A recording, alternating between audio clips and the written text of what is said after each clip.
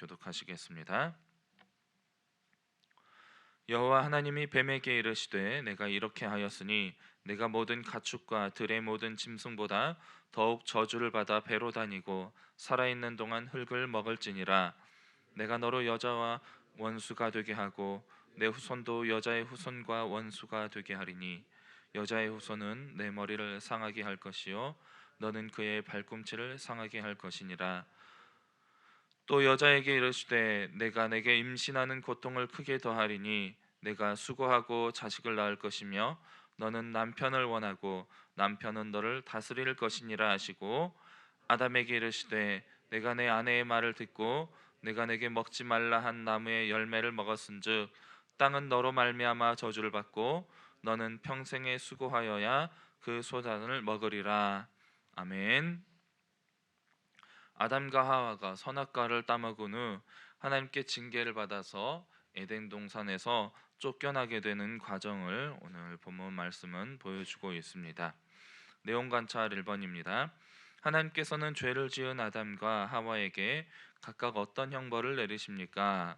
16절에서 19절 말씀을 통해서 보면 이제 뱀은 먼저 기어다니며 흙을 먹게 되었고 여자의 후손과 원수가 되는 저주를 받게 됩니다. 여자는 해산의 고통과 더불어 남편의 지배를 받게 되었으며 아담은 수고하고 땀을 흘리며 고된 노동을 해야만 소산을 얻을 수 있게 되었습니다. 하지만 가장 큰 형벌은 죽음으로 인해 흙으로 돌아가는 벌을 받게 된 것이며 하나님과의 관계가 끊어져서 에덴 동산에서 쫓겨나게 된 것입니다. 내용 관찰 2번입니다. 하나님께서 아담과 하와를 에덴 동산에서 내보내시고 그곳을 그룹들로 지키게 하신 이유는 무엇입니까? 22절 말씀을 보면 여호와 하나님이 이르시되 보라 이 사람이 선악을 아는 일에 우리 중 하나같이 되었으니 그가 손을 들어 생명나무 열매도 따먹고 영생할까 하노라 하시고 라고 말씀하고 있습니다. 선악과를 따먹은 결과 타락해서 죽음의 형벌을 받게 된 아담과 하와가 생명나무까지 따먹고 죽음의 형벌에서 벗어나 영원한 생명을 누리게 될 것을 막기 위해서라고 성경은 우리에게 가르쳐주고 있습니다. 연구와 묵상입니다. 하나님께서 아담과 하와를 에덴 동산에서 내보내시고 영생하지 못하도록 하신 이유는 무엇입니까? 하나님은 공의의 하나님이십니다. 아담과 선악과를 통해서 하셨던 언약을, 그 약속을 지키기 위해서 아담에게 죽음의 형벌을 내릴 수밖에 없었던 것입니다. 반면에 하나님은 더 큰 사랑으로 여자의 후손을 통해 구원을 약속하시며 천국에서 더 좋은 생명을 얻을 수 있는 길을 예비해 주신 하나님이심을 우리는 또 보게 됩니다. 느낀 점입니다. 하나님의 명령을 거역한 아담과 하와에게 죽음의 형벌이 주어진 것을 보며 무엇을 느낍니까? 아담과 하와는 선악과를 따먹는 결과가 죽음이라는 사실을 분명히 알고 있었습니다. 하지만 뱀을 통한 사탄의 거짓된 유혹으로 인해서 하나님과 약속했던 그 사실을 잊어버리고 자기 자신을 먼저 스스로 속이게 되었습니다.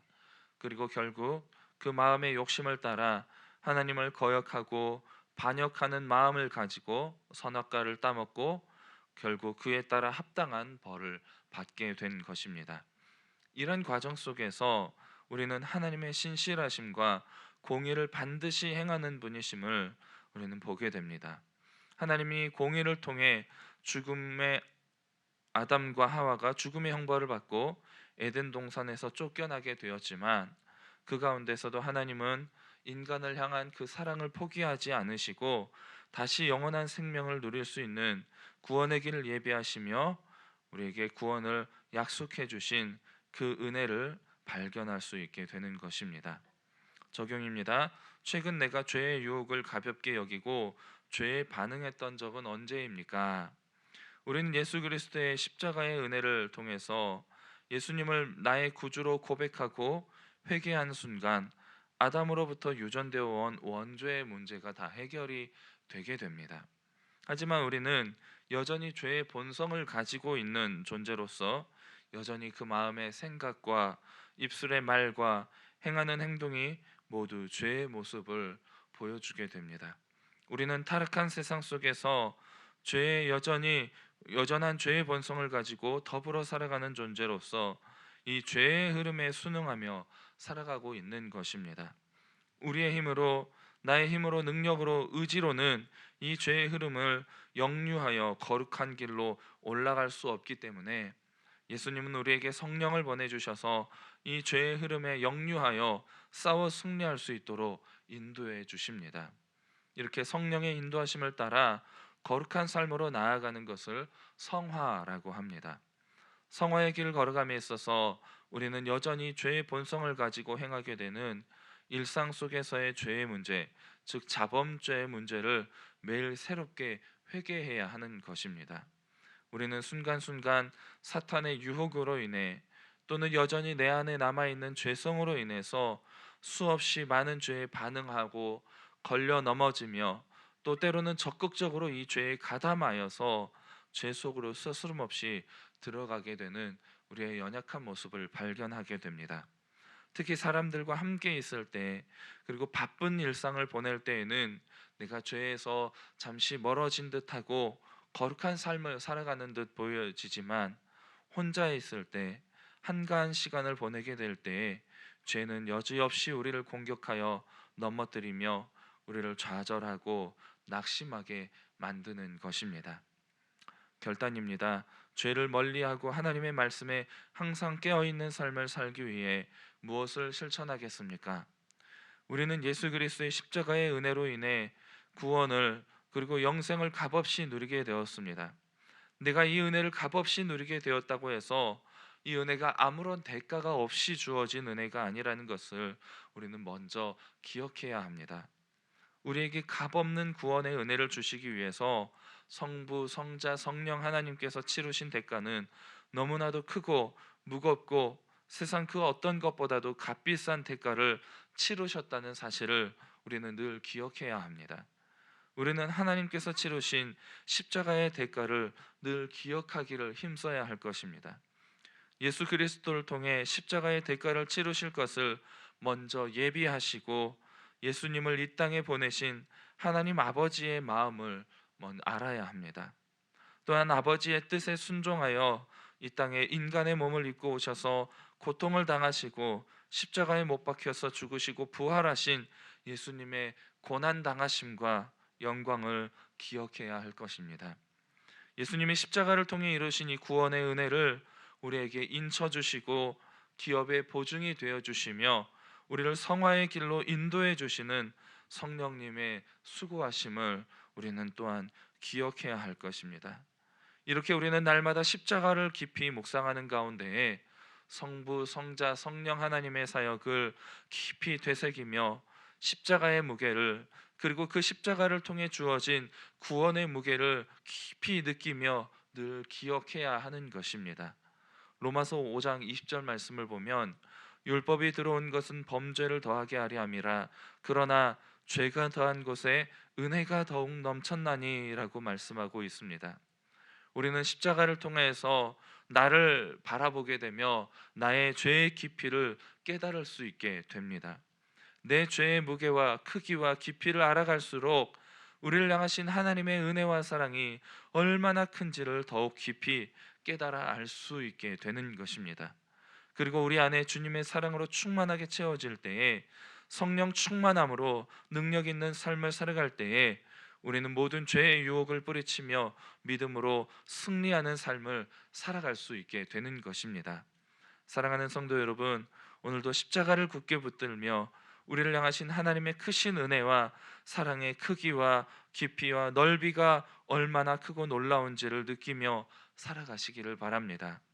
죽음의 형벌 가운데서 멸망할 수밖에 없는 우리를 구원하시기 위해서 이루신 성부, 성자, 성령 삼위일체 하나님의 은혜를 굳게 붙드시는 가운데에 오늘도 천국을 소망하는 삶 속에서 복음의 사명을 감당하시며 하나님의 영광을 위해 헌신하는 삶을 살아가시기를 바랍니다. 주님의 인도하심을 따라 주님과 동행하시며 형통한 삶을 살아가시는 거룩한 하루가 되시기를 주님의 이름으로 간절히 축복합니다. 이 시간 말씀을 기억하시며 함께 나눌 기도 제목을 가지고 함께 기도하기를 원합니다. 십자가의 은혜를 굳게 붙들며 성령 충만한 삶을 살아가게 하옵소서. 성령 충만함으로 모든 죄의 유혹을 이겨내며 내 영광을 위한 삶으로 죄 짓는 삶이 아니라 하나님의 영광을 위한 삶으로 거룩한 삶을 살게 하옵소서. 5월 집중 기도 제목입니다.